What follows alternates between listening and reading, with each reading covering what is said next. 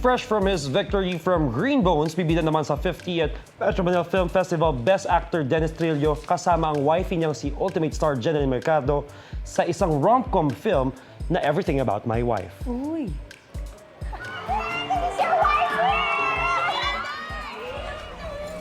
Anong gagawin mo when better comes worse?